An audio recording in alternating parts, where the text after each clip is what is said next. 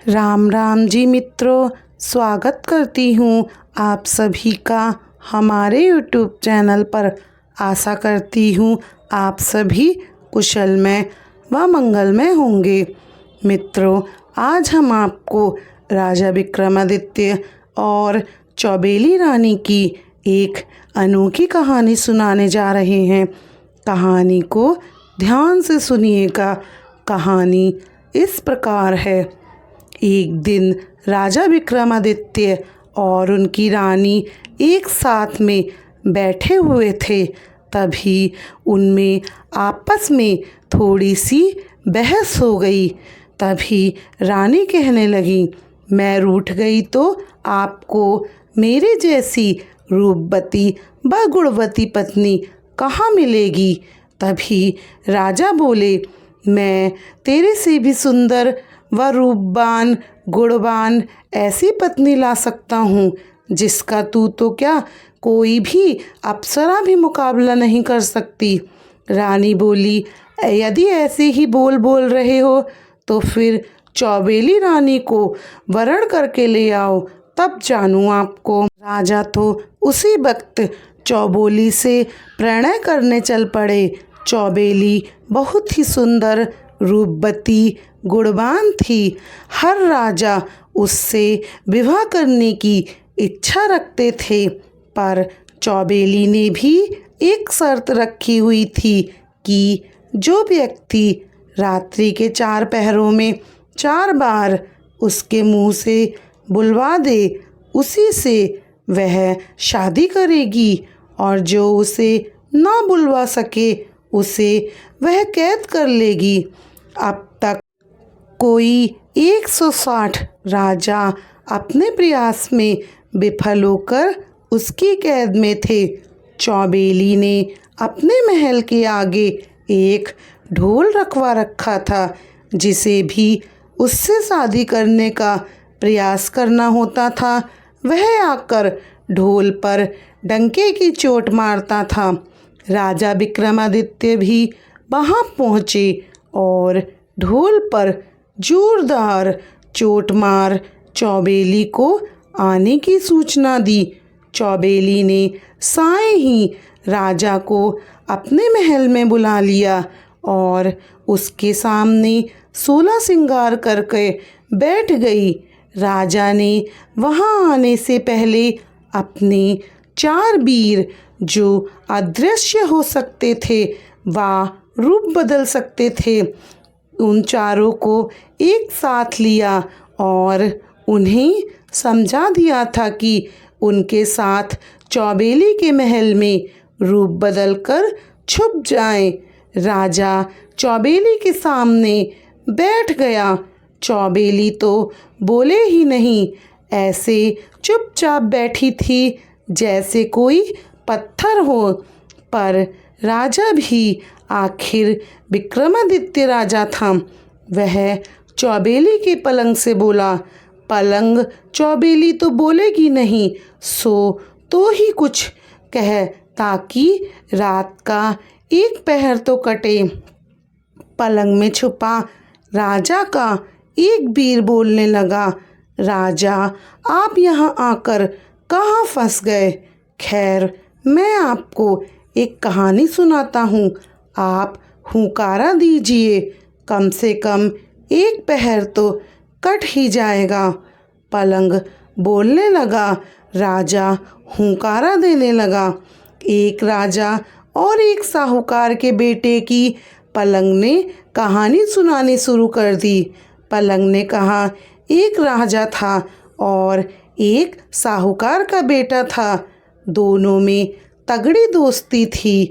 एक साथ सोते थे, एक साथ खेलते थे, साथ साथ आते जाते थे, एक पल भी एक दूसरे से दूर नहीं होते थे। दोनों ने आपस में तय भी कर रखा था कि वे दोनों कभी अलग नहीं होंगे। दोनों की शादियां भी हो चुकी थीं और दोनों की पत्नियां भी मायके में बैठी थीं। एक दिन साहूकार अपने बेटे से बोला कि बेटे, तेरी बहू मायके में बैठी है, जवान है, उसे ज़्यादा दिन वहाँ नहीं छोड़ा जा सकता, सो जा और उसे ले आ। बेटा बोला, बापू आपका हुक्म सर माथे पर जाऊँ तो जाऊँ कैसे? मैंने तो कुंवर से वादा कर रखा है कि उसे छोड़कर कहीं अकेला नहीं जाऊंगा। तो साहूकार ने सोचते हुए कहा, बेटे तुम दोनों में से ऐसी मित्रता है तो एक काम कर, राजा के बेटे को भी अपनी ससुराल ले जा, पर एक बात का ध्यान रखना, तेरे ससुराल में उसकी खातिर उनकी प्रतिष्ठा के हिसाब से बड़े आवभगत से होनी चाहिए। आखिर दोनों मित्र साहूकार के बेटे की ससुराल चल दिए। रास्ते में राजा का बेटा तो बड़ी मस्ती व मजाक करता हो चल रहा था और साहूकार का बेटा बड़ी चिंता में चल रहा था। पता नहीं ससुराल वाले कुंवर की कैसी खातिर करेंगे। यदि कोई कमी रह गई तो कुंवर क्या सोचेगा। आदि आदि की बातें उसके दिमाग में चलती जा रही थी। चलते चलते रास्ते में एक देवी का मंदिर आया, जिसके बारे में ऐसी मान्यता थी कि वहाँ देवी के आगे जो मांगोगे वो पूरा हो जाता है। कोढ़ियों के कोढ़ मिट जाते हैं, पुत्रहीनों को पुत्र मिल जाते हैं। साहूकार के बेटे ने भी देवी के आगे प्रार्थना की, हे देवी, ससुराल में मेरे मित्र की खातिर व आदर सत्कार वैसा ही हो जैसे मेरे मन में सोच रखा है। यदि मेरे मन की यह मुराद पूरी हुई तो वापस आते वक्त मैं अपना मस्तक काटकर आपके चरणों में अर्पित कर दूंगा। ऐसी मनोकामना मांगकर वह अपने मित्र के साथ आगे बढ़ गया और ससुराल पहुंच गया।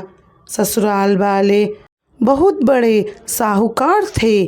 उनकी कई शहरों में दुकानें थी। विदेश से भी वे व्यापार करते थे, इसीलिए उनके पास अपने जहाज भी थे। पैसे वाले तो थे ही, साथ ही दिलदार भी थे। उन्होंने अपने दामाद के साथ आए राजा के कुंवर को देखकर ऐसी मान मनुहार व आदर सत्कार किया कि उसे देखकर राजा कुंवर खुद भौचक्का रह गया। ऐसा सत्कार तो उसने कभी नहीं होते देखा था। दोनों 10 दिन वहाँ रहे। उसके बाद साहूकार के बेटे की बधू को लेकर वापस चले। रास्ते में राजा का बेटा तो वहाँ किए आदर सत्कार की प्रसन्नता ही करा जा रहा था। साहूकार के बेटे ने जो मनोरथ किया था तो वो पूरा हो गया। रास्ते में देवी का मंदिर आया तो साहूकार का बेटा रुका, बोला, आप चलो, मैं दर्शन कराता हूँ। राजा का बेटा बोला, मैं भी चलूँ, दोनों साथ साथ दर्शन कर लेंगे। साहूकार का बेटा बोला, नहीं, मैंने अकेले में दर्शन करने की मन्नत मांगी है, इसीलिए आप रुकिए। साहूकार का बेटा मंदिर में गया और अपना शीश काटकर देवी के चरणों में चढ़ा दिया। राजा के कुंवर ने काफ़ी देर तक इंतजार किया, फिर भी साहूकार का बेटा नहीं आया तो वह मंदिर में जा पहुंचा। आगे देखा तो मंदिर में अपने मित्र का सिर कटा एक तरफ पड़ा था और दूसरी तरफ धर पड़ा था। कुंवर के पैरों तले से तो धरती ही खिसक गई। ये क्या हो गया? अब मित्र की पत्नी और उसके पिता को क्या जवाब दूंगा? कुंवर सोच में पड़ गया। इस तरह बिना मित्र के घर जाएं तो लोग क्या क्या सोचेंगे। आज तक हम कभी अकेले नहीं रहे, आज कैसे हो गए?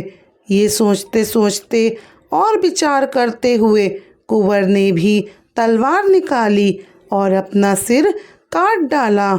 उधर साहूकार की बहू रास्ते में खड़ी खड़ी दोनों का इंतजार करते करते थक गई, तो वह भी मंदिर के अंदर पहुंची और वहां का दृश्य देखकर हक्की बक्की रह गई।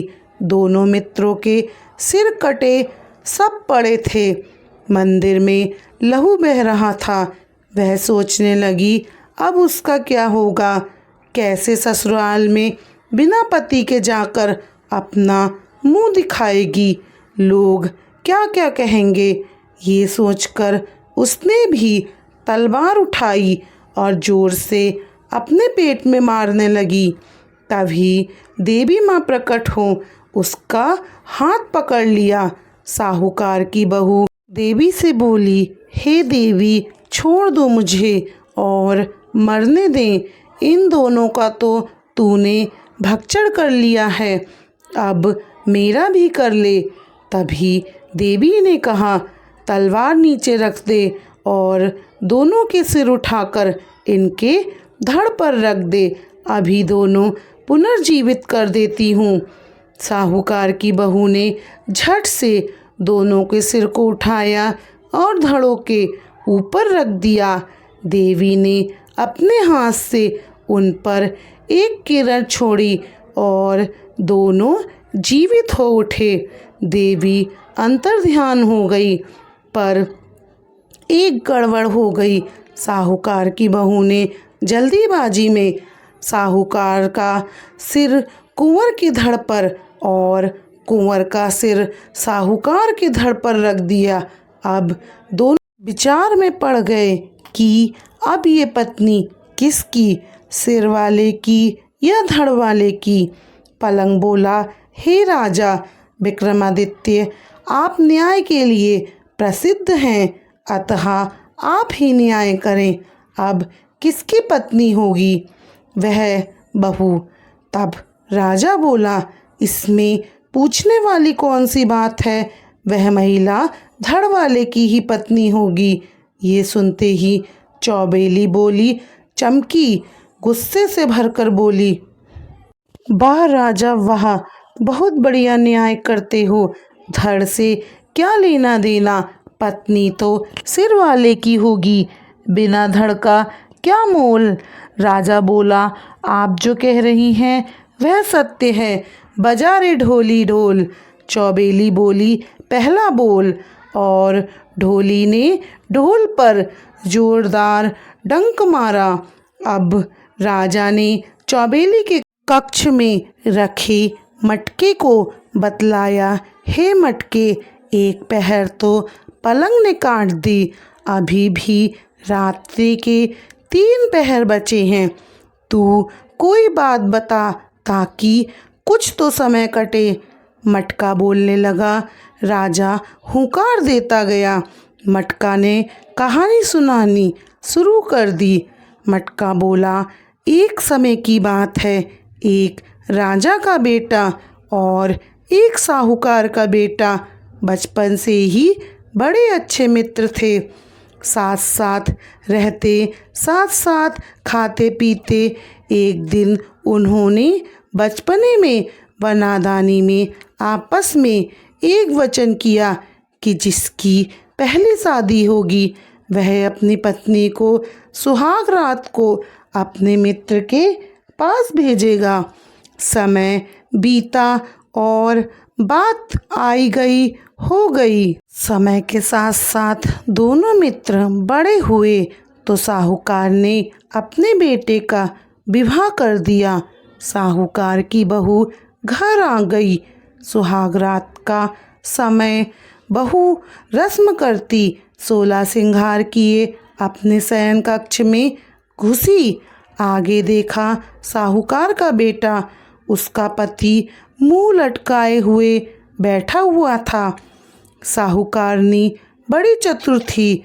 अपने पति की यह हालत देख बड़े प्यार से हाथ जोड़कर बोली, क्या बात है नाथ, आप मेरे से नाराज हैं क्या?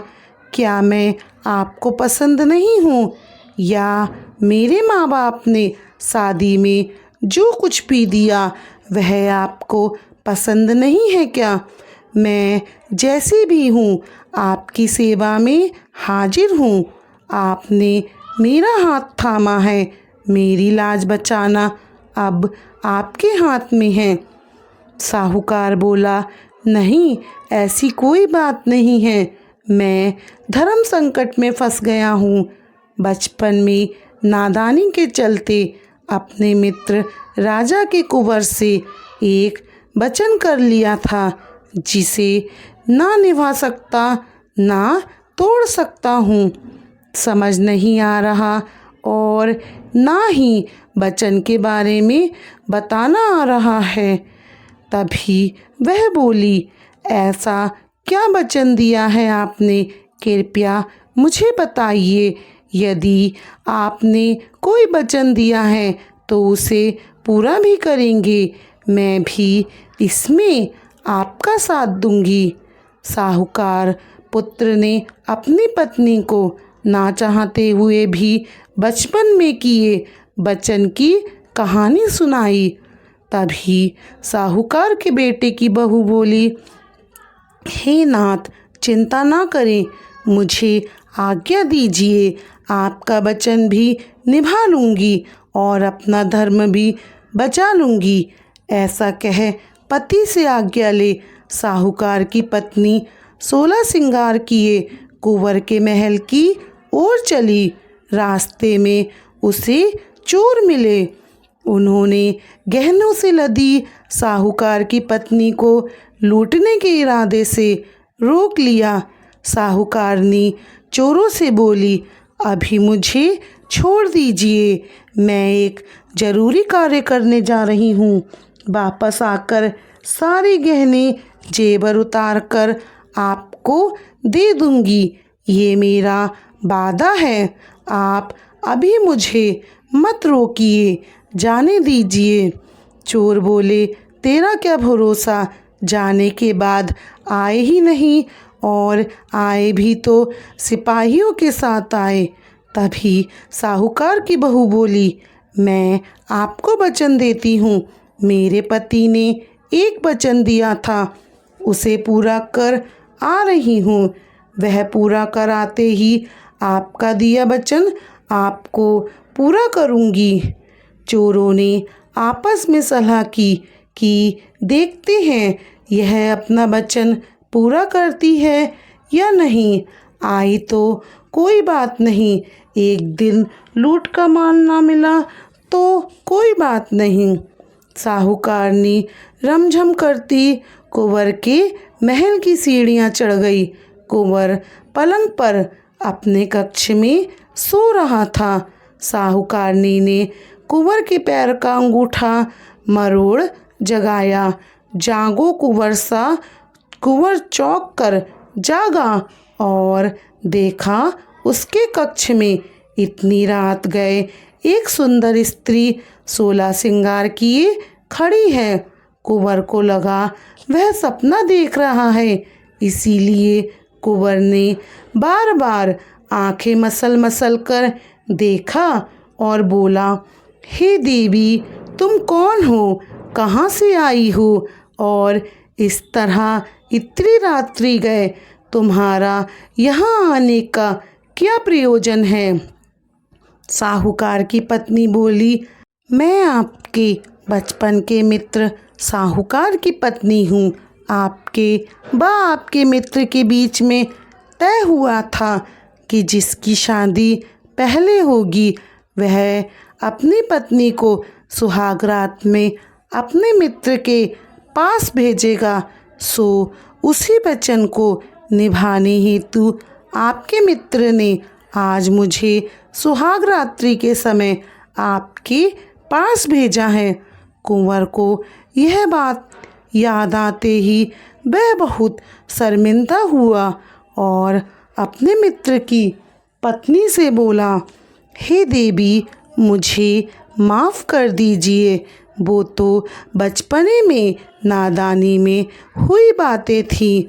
आप तो मेरे लिए माँ बहन समान हैं, कहकर कुंवर ने मित्र की पत्नी को बहन की तरह चुनरी सिर पर ओढ़ाई और एक हीरो मोतियों से भरा थाल भेंट किया। साहूकारनी वापस आई। चोर रास्ते में खड़े उसका इंतजार कर रहे थे। उसे देख आपस में चर्चा करने लगे, ये औरत तो बहुत ही अपनी जवान की पक्की निकली। साहूकारनी ने चोरों के पास आकर बोला, यह हीरे मोतियों से भरा थाल रख लीजिए, ये तुम्हारे भाग्य में लिखा था और मैं अभी अपने गहने भी उतार कर देती हूँ, कहकर साहूकारनी ने अपने एक एक करके सभी गहने उतारने लगी। चोरों को यह देखकर बड़ा आश्चर्य हुआ। वे पूछने लगे, पहले ये बता कि तू कहाँ गई थी और ये हीरो से भरा थाल तुझे किसने दिया? साहूकारनी ने पूरी बात विस्तार से चोरों को सुनाई।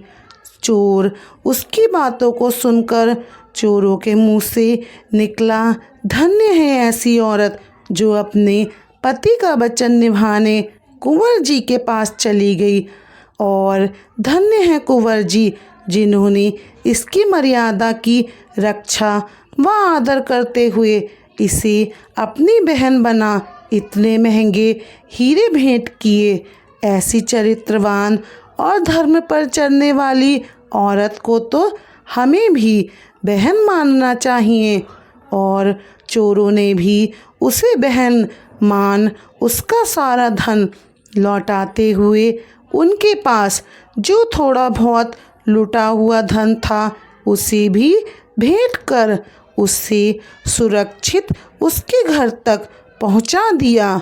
अब मटकी राजा से बोली, हे राजा विक्रमादित्य, आपने बहुत बड़े बड़े न्याय किए हैं। अब आप बताइए इस मामले में किसकी भलमनसाहत बड़ी, चोरों की या कुंवर की? राजा बोला, यह तो साफ है, कुंवर की भलमनसाहत ज़्यादा बड़ी है। इतना सुनते ही चौबेली को गुस्सा आ गया और वह गुस्से में राजा से बोली, अरे राजा, तेरी अक्ल कहाँ गई है? क्या ऐसे ही न्याय करके तू लोकप्रिय हुआ है? सुन, इस मामले में चोर बड़े भले मानस निकले। जब साहूकारनी चोरों को वचन के मुताबिक इतना धन दे रही थी, फिर भी चोरों ने उसे बहन बना पास में जो भी था वह भी दे दिया। इसीलिए चोरों की भलमानसाहत ज़्यादा बड़ी है। राजा बोला, चौबेली ने जो न्याय किया है वह खरा है।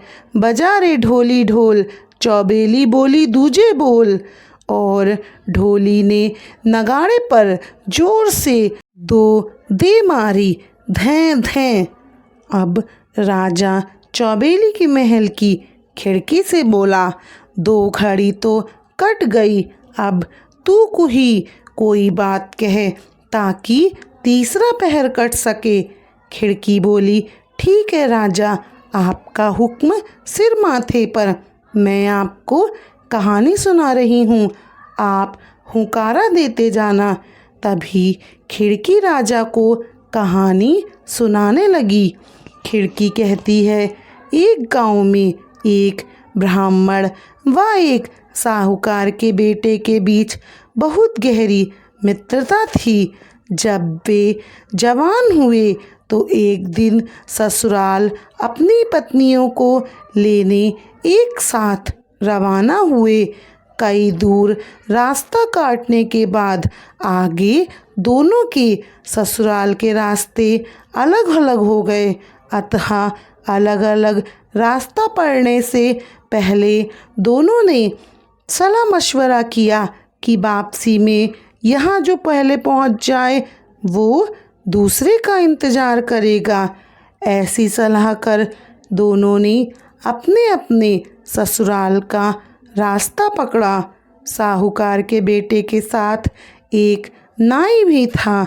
ससुराल पहुंचने पर साहूकार के साथ नाई को देखकर एक बुजुर्ग महिला ने अन्य महिलाओं को सलाह दी कि जवाई जी के साथ आए नाई की खातिर में कोई कमी नहीं रह जाए, वरना यह हमारी बेटी के ससुराल में जाकर हमारी बहुत बातें उल्टी सीधी करेगा और इसकी बढ़िया खातिर करेंगे तो ये वहाँ जाकर हमारी तारीफ़ों के पुल पूरे गांव में बांधेगा।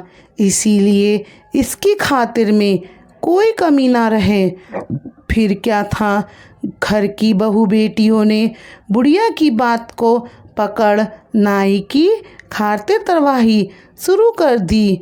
वे अपने जवाई को पूछे या ना पूछे, पर नाई को हर काम में पहले पूछे। खाना खिलाना हो तो पहले नाई, बिस्तर लगाना हो तो पहले नाई। साहूकार का बेटा अपने ससुराल में मायूस और नाई उसे देख अपनी मूछें मरोड़े। यह देख मन ही मन दुखी हो साहूकार के बेटे ने वापस जल्दी जाने की ठानी। ससुराल वालों ने भी उसकी पत्नी के साथ उसे विदा कर दिया। अब रास्ते में नाई साहूकार के पुत्र से मजाक करते चले कि ससुराल में नाई की इज्जत ज़्यादा रही ना कि जवाई की। जैसे जैसे नाई ये बात बोले, साहूकार का बेटा मन ही मन जल भुन जा रहा था, पर नाई को इससे क्या फ़र्क पड़ने वाला था।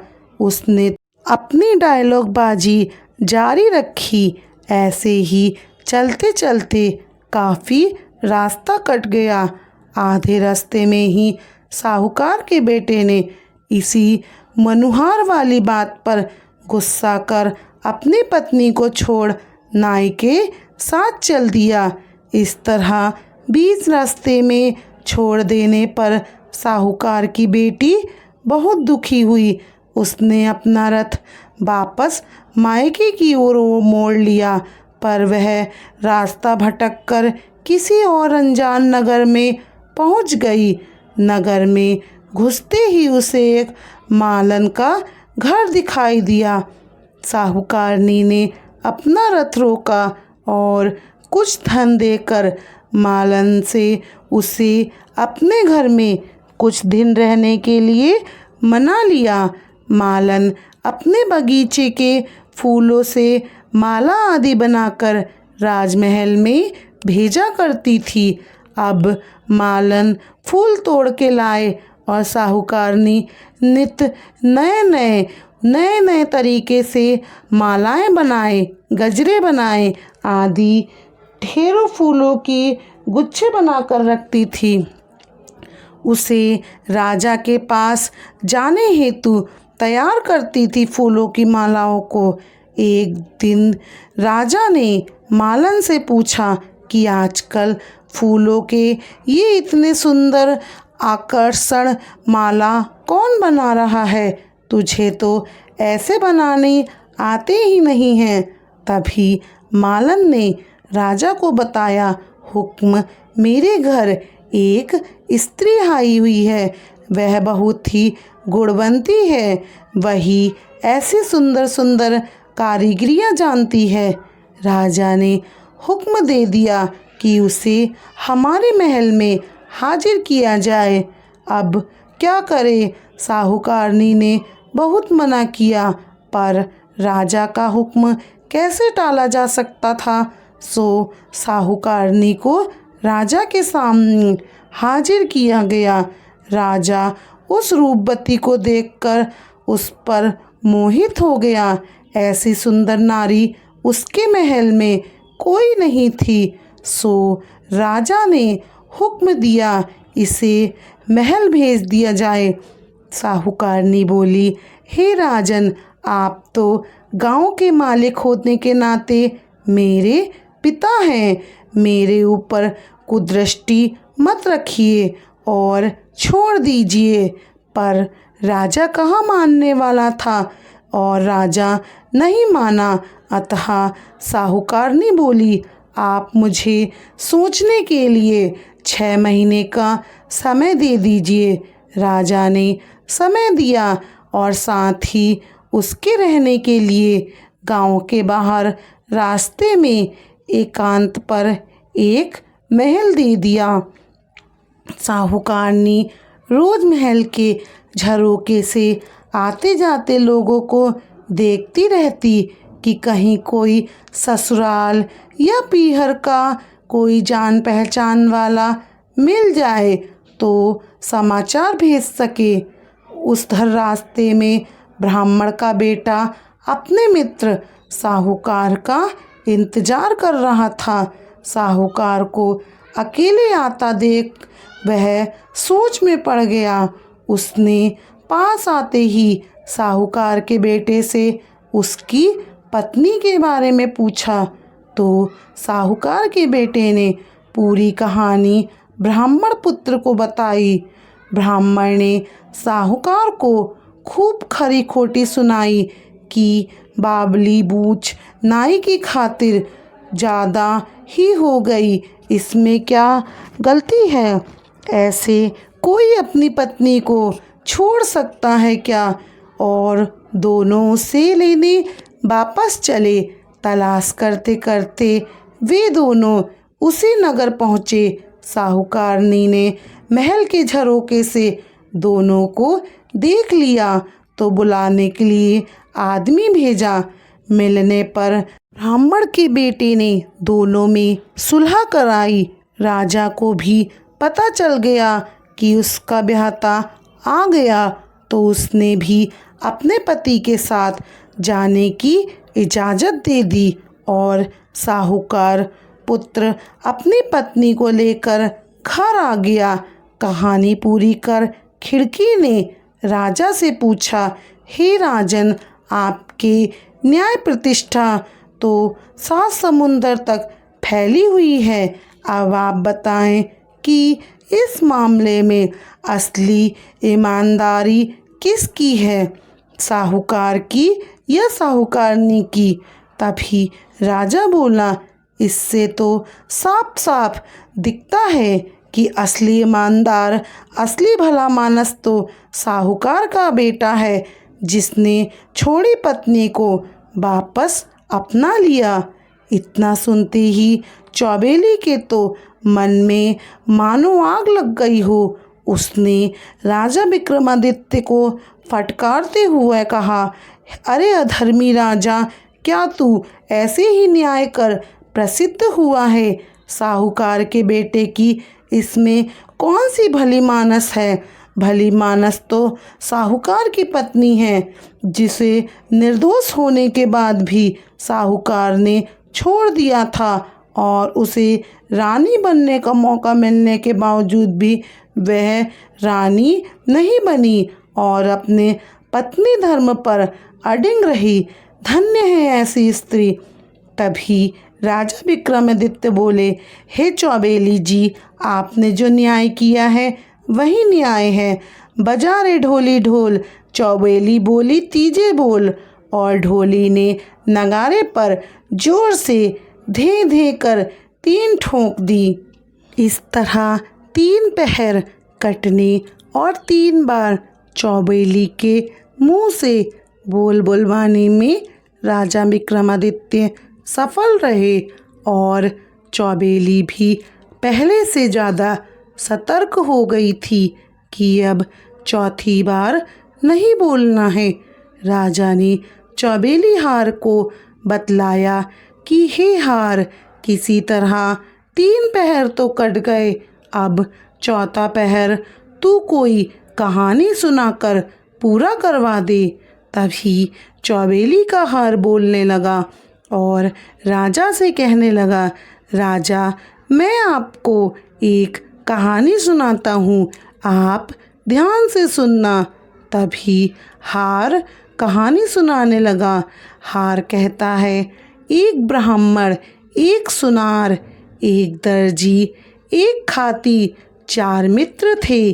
चारों एक दिन आपस में सलाह कर कमाने के लिए एक साथ दूसरे प्रदेश के लिए रवाना हुए। पूरे दिन चलने के बाद एक जगह वे रात्रि विश्राम के लिए रुके। वहाँ चारों ने फिर सलाह की कि कहीं ऐसा नहीं हो रात होते समय कोई हमारा सामान चुरा ले। सो एक एक कर रात में बारी बारी से पहरा लगाते हैं। सबसे पहले पहरे की बारी खाती पर थी। चूँकि वह भी दिन भर पैदल चलने के कारण थका हुआ सा था, सो थोड़ी देर में ही नींद आने लगी। पर वह सो कैसे सकता था। खाती ने नींद भगाने के लिए पानी से मुंह धोया और इधर उधर देखा तो उसे नींद ना आए। इसके लिए उसने एक लकड़ी के टुकड़े को ले अपने औजार तराश कर एक पुतली बना दी। साथ ही उस पुतली के हाथों में चूड़ियाँ भी घड़ कर पहना दी। इतनी देर में एक पहर बीत गया। अब दर्जी की पहरा देने की बारी आई। दर्जी ने उठकर मुंह धोया और इधर उधर देखा तो उसे खाती की बनाई लकड़ी की पुतली दिखाई दी। दर्जी ने भी अपना सुई धागा लिया और समय व्यतीत करने के लिए उस पुतली के कपड़े सिलकर उसे पहना दिए। तब तक दूसरा पहर भी खत्म हो गया था। अब तीसरा पहर होते ही सुनार पहरे के लिए उठा। हाथ मुंह धोकर जैसे ही वह पहरे के लिए बैठा, उसे भी कपड़े पहने हुए एक सुंदर सी लकड़ी की पुतली दिखाई दी। तो वह भी झट से उस पुतली के लिए गहने बनाने के लिए अपने औजार लेकर जुट गया। और तीसरा पहर खत्म होते होते उसने गहने बना उस पुतली को सजा दिया।